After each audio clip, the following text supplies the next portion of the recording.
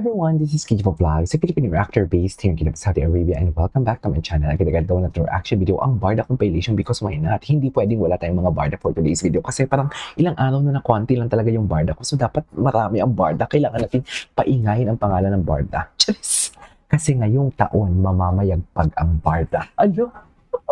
Hala ka? Hala, nadulas? Hindi, eme lang yun. Malay natin, claim natin, manifest natin, ganun yun. Hindi KG, nadulas ka na. Hindi ako nadulas. Perfect ako. Hindi ako nagkakamali. Cheers! So without further ado, let's start this reaction video. Year of the Horse, unfortunately, nandun sa kanya ang 3 killings. Anong word? Three killings? Killings. Oo.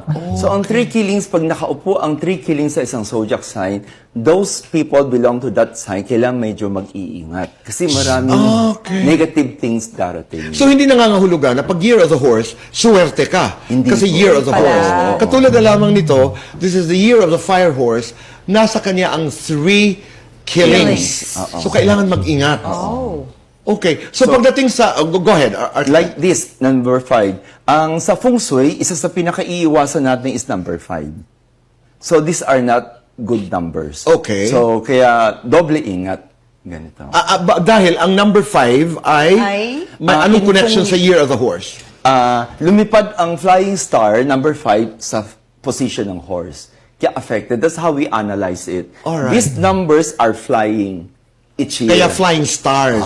For 2026, lumipad doon ang horse sa number 5. So, pagdating dito sa Year of the Horse, sa ating mga kaibigan na ipinanganak sa Year of the Horse, kailangan ingat ngayong taon. Oo, dahil andun ang 3 killings, ingat sa negosyo. Sa lahat ba ito? Sa negosyo, lahat. Negosyo, pag-ibig, medyo, kalusugan. medyo delikado ang horse this coming year. Let's go to the...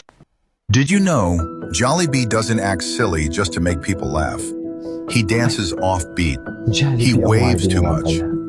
Sa likod ng kinang ng showbiz at social media, hindi lahat ng love stories ay may happy ending. Ay, ano to? Ngayong 2025, ilang mga artista at kilalang personalidad ang umani ng atensyon matapos kumpirmahin ang kanilang hiwalayan. Yun na pala, no?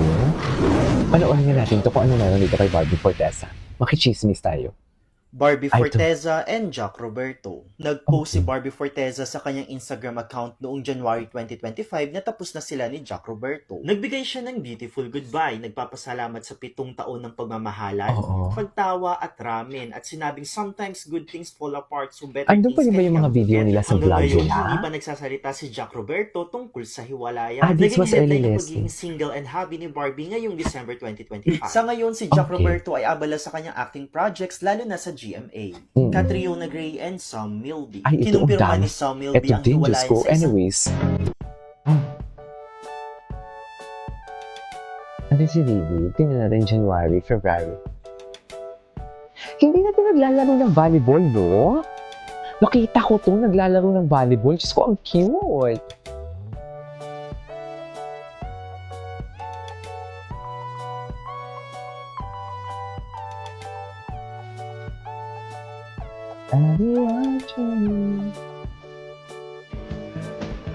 What's a soulmate? It's well, it's like a best friend of mine. Ay. It's the one person in the world who knows you better than anyone else. Namimiss ko sila, nakakainis. Diyos. Actually, they make you a better person than yourself because they inspire you. They have so many carry with you.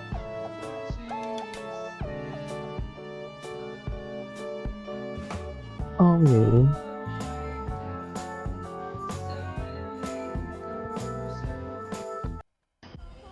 Isipin mo yung mga bata, kailangan ka nila. Paano na lang sila pag nawala ka? Ay, the acting skills. Ay, paano kung nawala ka? Yes. Ganun talaga, Daddy eh. Chas! Ganun talaga kasi Daddy. Wala na. Tell me that you're Daddy without telling me. Ay, alam ko na, gagawa ako ng reaction video for Barbie Fortesa course. Since 2026 din naman, bagong taon, bagong content. Ganon. Ta-da!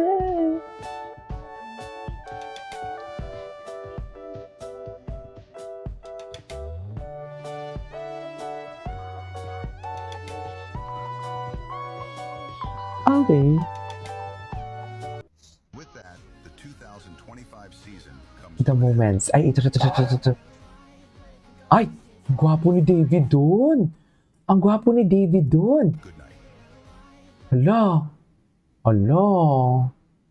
Hala, nakakainis siya. Charis! Ang gwapo ni David doon, totoo lang. Hindi tayo magpapa-apekto sa chismis ngayong 2026. I-debunk lang natin sila i-debunk. Wala sila magagawa. Di ba? Alden Richards, Big Tiger. Ay, panoorin natin to. No one they greeted each other like this was normal. Okay. This wasn't staged. It just happened in public. Atake talaga to. Actually, ako medyo na-confuse kasi ako kung paano naman magkukus ang landas namin. So, nagsama kami sa pelikula. Actually, simula ng taon na to, I would say, we've grown closer together. Kailan yung last interview nila together? Ito talaga yung na-feature sila sa GMA o ano yan? Bakit sila na-feature sa GMA? Diba? Yung GMA din, pasmalo din eh. Charis, I love GMA. Mahal ako ng GMA. Ano tayo din sa kanila. Basta. Charis! I love GMA.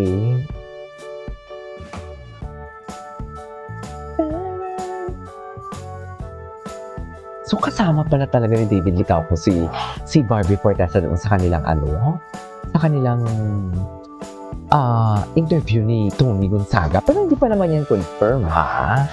Yun lang yung mga haka-haka. Pero hindi pa siya confirm, mami. Hindi natin pwede yan i-confirm hanggat wala tayong chismis. Hala, ang gwapo talaga niyo. Uy, Pao, thank you so much for this, ha. I-post natin yan. Kailangan natin i-post yan.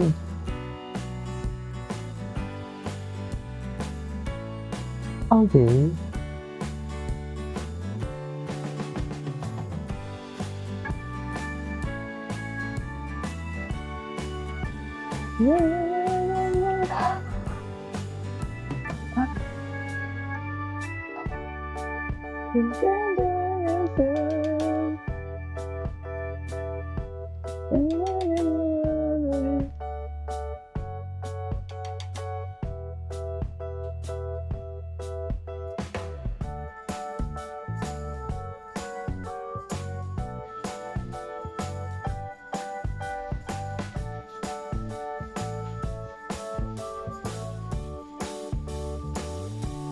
Akala ko talaga may nagrarumble na music.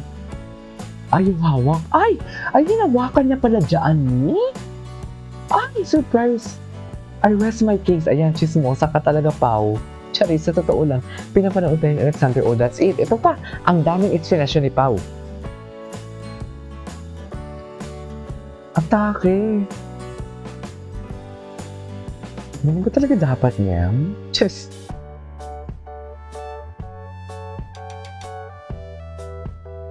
I mean, di ba? Tama ba yun? Wait, galing ni Barbie Fortesa sa piso. Wow, showing. Ang galing ni Barbie Fortesa. Oh. Guys, same color palette. Interesting brush.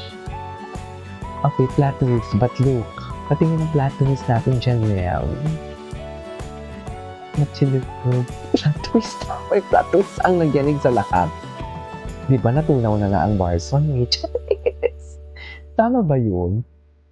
Natunaw nga ang Barson for today's video eh. Oh. Ganyan ba talaga dapat?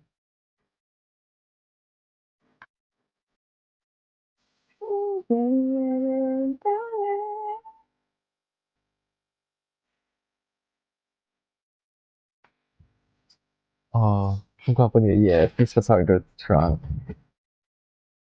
Anyways, ituloy natin ito sa next reaction video natin. Nag-enjoy ako sa mga edits ngayon, ha? This is Kiki Vlogs and see you on the next vlog. Bye!